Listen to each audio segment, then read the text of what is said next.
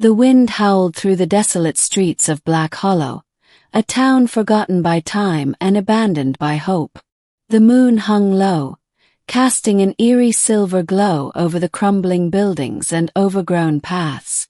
Somewhere in the shadows a child's laughter echoed, soft, innocent, and utterly out of place. Evelyn Harper tightened her coat around her shoulders, her breath visible in the cold night air. She shouldn't have come back. Not after what happened the last time. But the letter had been too compelling to ignore. Hide me again, and I'll give you what no human has ever seen. Seraphim promised. The words had been scrawled in jagged handwriting, the ink smudged as if written in haste. It was signed simply, The Child. Evelyn had no idea who sent it, but the mention of the Seraphim sent a shiver down her spine. She had heard the stories, of course, whispers of celestial beings who granted unimaginable gifts to those who proved worthy. But they were just that, stories, weren't they? The laughter came again, closer this time. Evelyn's heart raced as she turned down an alley, her boots crunching on broken glass. The town was a maze of decay, and she was hopelessly lost. But the laughter guided her, pulling her deeper into the darkness. Finally, she reached the old church at the edge of town. Its steeple leaned precariously, and the stained glass windows were shattered, leaving gaping holes like empty eye sockets. The doors creaked open as if expecting her. Inside, the air was thick with the scent of mildew and something else, something sweet and metallic. The moonlight filtered through the broken windows, illuminating the altar at the far end of the nave. And there, sitting cross-legged on the altar, was a child. She couldn't have been more than 8 years old, with tangled blonde hair and a tattered dress that might have been white once. Her eyes were wide and unnaturally bright, reflecting the moonlight like twin stars. She smiled at Evelyn, revealing a row of perfect pearly teeth. "You came," the child said, her voice melodic and haunting. "I knew you would." Evelyn took a cautious step forward. "Who are you?" The child tilted her head, her smile never wavering. "I'm the one who needs your help. Hide me again, Evelyn. Like you did before." Evelyn froze. "I've never seen you before in my life." The child's smile faltered, and for a moment, her eyes darkened.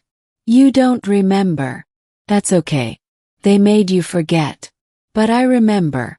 You hid me, and they couldn't find me. Not until you let them." Evelyn's mind raced. She had no memory of this child, of this place, of anything like this. But there was something familiar about the girl's voice, something that tugged at the edges of her consciousness. "Who's after you?" Evelyn asked, her voice barely above a whisper. The child's expression turned solemn. "The Watchers. They're coming. They always come. But if you hide me again, I'll give you what no human has ever seen." The Seraphim promised. Evelyn's breath caught in her throat. The Seraphim. The word sent a jolt through her, as if it carried a power of its own. She didn't know why, but she believed the child. And she was terrified. "How do I hide you?" Evelyn asked. The child's smile returned, brighter than ever. "Follow me." She hopped down from the altar and skipped down the aisle, her bare feet making no sound on the dusty floor. Evelyn followed, her heart pounding in her chest. The child led her to a door hidden behind a tapestry, its wood warped and splintered with age. Beyond the door was a staircase leading down into darkness. The child descended without hesitation, and Evelyn had no choice but to follow. The air grew colder with each step, and the walls seemed to close in around her. At the bottom of the stairs was a small chamber, its walls lined with strange symbols that glowed faintly in the dark. In the center of the room was a circle drawn in what looked like blood. The child stepped into the circle and turned to face Evelyn. "This is where you hid me last time," the child said. "Do it again, please." Evelyn hesitated. "What do I need to do?" The child held out her hand. "Give me your blood. Just a drop. That's all it takes." Evelyn's stomach churned, but she found herself nodding. She pulled a small knife from her pocket and pricked her finger, letting a single drop of blood fall into the circle. The symbols on the walls flared to life, bathing the room in an otherworldly light. The child's smile widened. "Thank you, Evelyn. Now close your eyes." Evelyn obeyed, her heart racing. She heard the child whisper something in a language she didn't understand, and then there was silence. When she opened her eyes, the child was gone. The circle was empty, and the symbols on the walls had faded. For a moment, Evelyn felt a pang of guilt. Had she just sacrificed a child to some unknown force? But before she could dwell on it, a voice echoed in her mind, a voice that was both hers and not hers. "You have done well, Evelyn Harper. The child is safe, and the Seraphim are pleased." Evelyn stumbled back, her head spinning. The voice was gone as quickly as it had come, leaving her alone in the dark chamber. She turned and fled up the stairs, her breath coming in ragged gasps. When she emerged into the church, the moon was gone, replaced by a sky filled with stars that seemed too close, too bright. The air was alive with a hum, a vibration that resonated in her bones. And then she saw them. They descended from the sky like falling stars, their forms radiant and impossibly beautiful. The Seraphim. Their wings were made of light, and their eyes burned with a fire that was both terrifying and comforting. They surrounded her, their presence overwhelming. One of them stepped forward, its voice a symphony of sound. "Evelyn Harper, you have proven yourself worthy. The child you hid is one of us, and you have protected her from the Watchers. For this we grant you a gift, a glimpse of what no human has ever seen."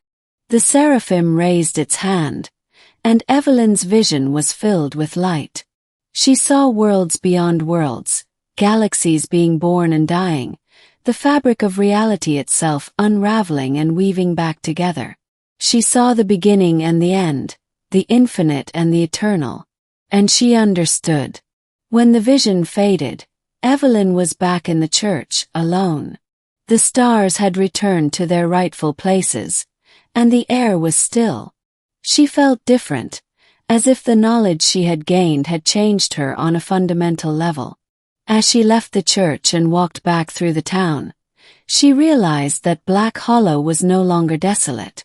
The buildings were whole, the streets clean, and the air filled with the sounds of life. It was as if the town had been reborn.